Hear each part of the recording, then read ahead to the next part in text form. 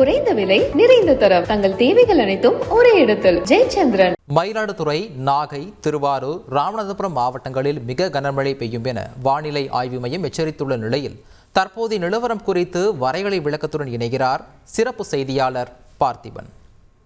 நன்றி மார்ஷல். நேயர்களே, வடகிழக்கு பருவமழையுடைய அடுத்த கட்டத்திற்கு தயாராகி கொண்டிருக்கிறோம். இன்று மாலை தொடங்கி இந்த வாரம் முழுவதுமே தமிழகத்தின் பெரும்பாலான இடங்களில் நல்ல ஒரு மழை பொழிவு இருக்கிறது என்ற ஒரு அறிவிப்பை ஏற்கனவே வெளியிட்டிருக்கிறது வானிலை ஆய்வு மையம்.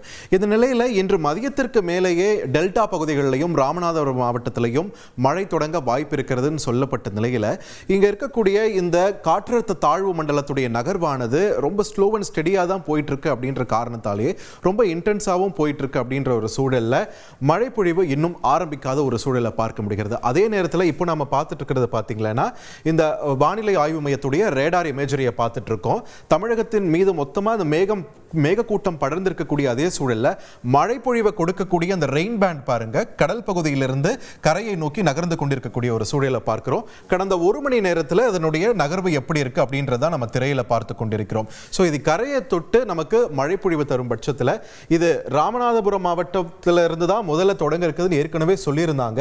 அதற்கு தகுந்த மாதிரியே முதல் மழை பொழிவானது ராமநாதபுரத்தில் ஆரம்பிக்கவே, குறிப்பாக ராமேஸ்வரம் தீவில் ஆரம்பிக்கவே அதிக வாய்ப்புகள் இருக்கக்கூடிய ஒரு சூழலை நம்மால பார்க்க முடிகிறது.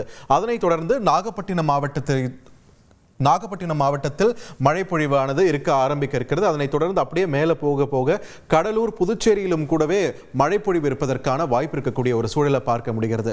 வானிலை ஆய்வு மையம் ஏற்கனவே ஒரு அறிவிப்பு வெளியிட்டிருக்காங்க. அதன்படி வடகடலோர மாவட்டங்கள் தொடங்கி டெல்டா பகுதிகள் வரைக்குமே இன்று மாலை நிலவரத்தை பொறுத்த வரைக்கும் மிதமானது முதல் கனமழை பெய்வதற்கு வாய்ப்பு இருக்கக்கூடிய ஒரு பகுதிகளாக அறிவிக்கப்பட்டிருக்கிறது. ஸோ இன்றைய நிலவரத்தை பொறுத்த வரைக்கும் ஒரு மிதமான அளவில் தான் நம் மழையை எதிர்பார்க்கலாம். ஆனால் போக போக டெல்டா மாவட்டங்களின் மழையின் தீவிரமானது அதிகரிக்க வாய்ப்பு இருப்பதாகத்தான் சொல்லப்படுகிறது. டெல்டா மாவட்டங்கள் மட்டுமின்றி அதனை ஒட்டியிருக்கக்கூடிய வடகடலோர மாவட்டங்கள், தென்கடலோர மாவட்டங்கள் சிலவற்றிலுமே கூட மிதமான அளவில் மழை பொழிவு இருக்க வாய்ப்பு இருக்கிறது. அந்த வகையில் பார்க்கும்போது இப்போ நம்மளுடைய ரெயின்கான மழை குறித்தான தகவல்களுக்கு பல்வேறு மாடல்களை நம்ம பின்பற்றிக் கொண்டிருக்கிறோம். அதுல ECMWF நம்ம பார்க்கும்போது அதுல ஏற்கனவே பல்வேறு பகுதிகளில் மழை தொடங்கிட்டதா காட்டுறது. ஸோ இப்போது ரேடார் இமேஜரியோட ஒத்து போறது ஓரளவுக்கு எந்த மாடல்னு பார்க்கும்போது ஆக்சிஸ் மாடல் தான் ஓரளவுக்கு ஒத்து போகுது. ஸோ தற்போதைய நிலையில் ராமேஸ்வரம் தீவை ஒட்டியிருக்கக்கூடிய பகுதிகளில் மழை பெய்வதற்கு அடுத்த ஒரு மணி நேரத்தில் பெய்வதற்கு வாய்ப்பு இருக்கக்கூடிய சூழலில் இன்று இரவு நிலவரம் எப்படி இருக்க போகிறது அப்படின்றத நம்ம பார்த்துடலாம். ஆக்சிஸ் மாடலுடைய தரவுகள் படி இன்று இரவு டெல்டா பகுதிகள் மொத்தமே மழை பொழிவு பெற ஆரம்பிக்க இருக்கின்றன. இங்கே ராமேஸ்வரம் பகுதி உட்பட தென் மாவட்டங்கள் சிலவற்றிலுமே கூட லேசான அளவில் மழை பொழிவு இருப்பதற்கான வாய்ப்பு இருக்கக்கூடிய சூழலை நம்ம பார்க்கிறோம். இன்று நள்ளிரவு வேளையில் இன்னுமே கூட டெல்டா மாவட்டங்களில் மழை இன்டென்ஸாக வாய்ப்பு இருக்கக்கூடிய ஒரு சூழலை நம்ம பார்க்கிறோம். இந்த நேரத்தில் வானிலை ஆய்வு மையம் வெளியிட்டிருக்கக்கூடிய தகவல்களை நம்ம பார்த்துக்கலாம்.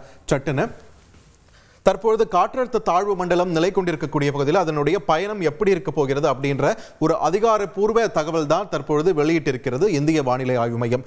இதன்படி இதனுடைய பயணம் பார்த்தீங்கன்னா இங்க இலங்கைக்கு தென்கிழக்கே தொடங்கி நேரா தமிழகம் நோக்கி தான் தற்பொழுது பயணித்துக் கொண்டிருக்கிறது.